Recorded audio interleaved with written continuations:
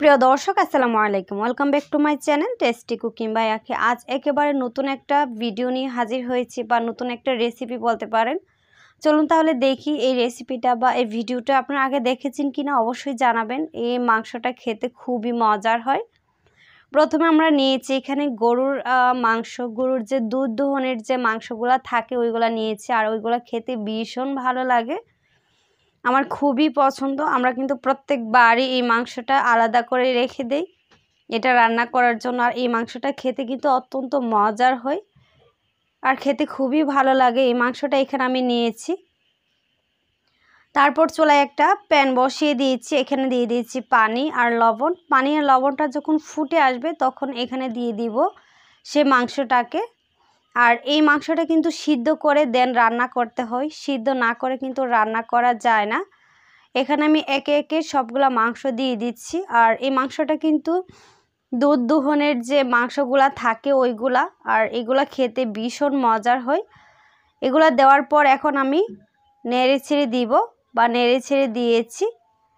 নেড়ে ছেড়ে দেওয়ার পর ঢাকনা দিয়ে ঢেকে দিতে হবে না, এমনিতে কিন্তু সিদ্ধ করা যাবে। এমনিতে আমি এগুলাকে প্রায় 10 থেকে 15 মিনিটের মতো সিদ্ধ করে নেব, বা 15 মিনিটের মতো সিদ্ধ করে নিয়েছি। দেখেন এটা 10 থেকে 12 মিনিট পর আমি এখন একটু উল্টে পাল্টে দিচ্ছি।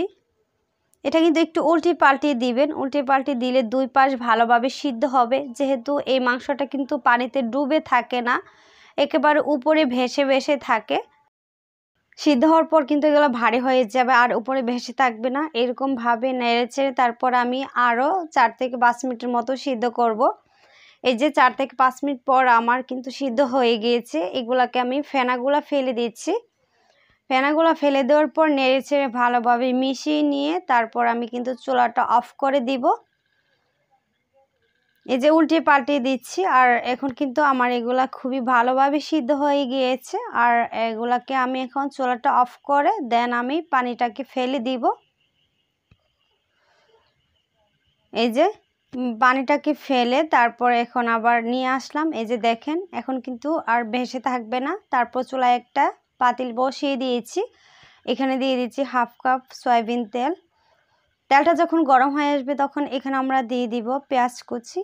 আমি এখানে 1/2 কাপ পেঁয়াজ কুচি নিয়েছি।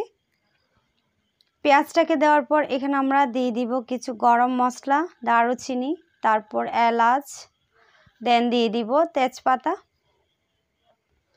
গরম মশলা দেওয়ার পর এগুলাকে আমি কিছুক্ষণ ভেজে নেব,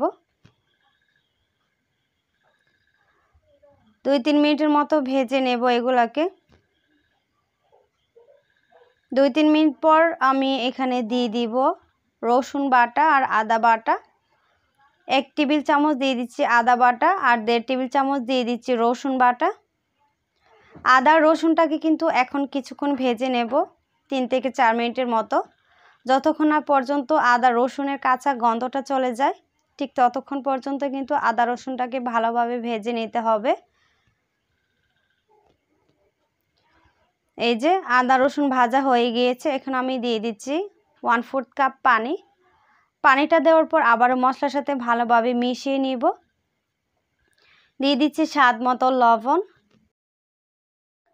1.5 টেবিল চামচ দিয়ে দিচ্ছি মরিচের গুঁড়া, 1 টেবিল চামচ দিয়ে দিচ্ছি হলুদের গুঁড়া, 1 টেবিল চামচ দিয়ে দিচ্ছি ধনিয়ার গুঁড়া, আর 1 টেবিল চামচ দিয়ে দিচ্ছি জিরার গুঁড়া।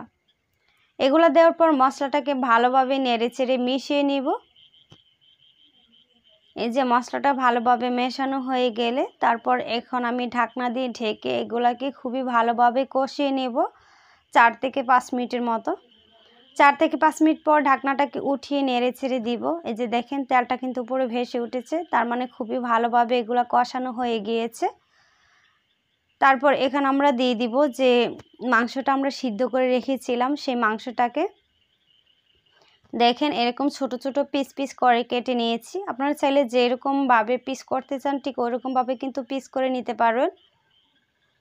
নেওয়ার পর তারপর এখন আমি ঢেলে দিয়ে দিচ্ছি। দেওয়ার পর মশলার সাথে কিন্তু এগুলাকে ভালোভাবে নেড়ে ছেড়ে মিশিয়ে নিতে হবে। এই যে ভালোভাবে মেশানো হয়ে গিয়েছে। মেশানো হয়ে গেলে তারপর আমরা এগুলাকে কিন্তু কিছুক্ষণ কষিয়ে নেব 3 থেকে 4 মিনিটের মতো।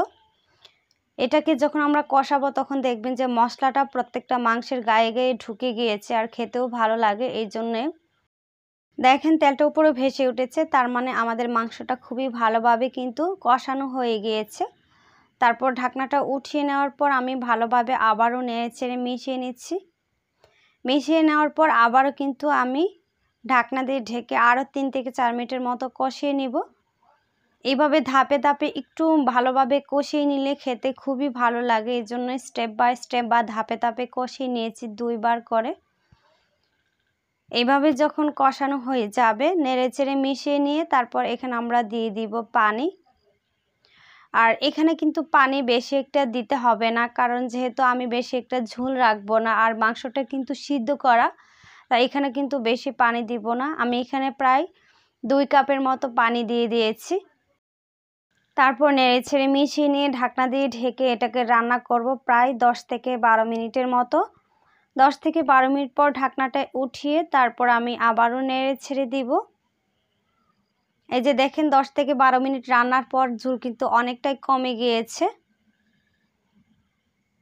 এখানে আমি দিয়ে দিব 5 থেকে 6টার মতো কাঁচামরিচ, এগুলো কিন্তু লাল হয়ে গিয়েছে।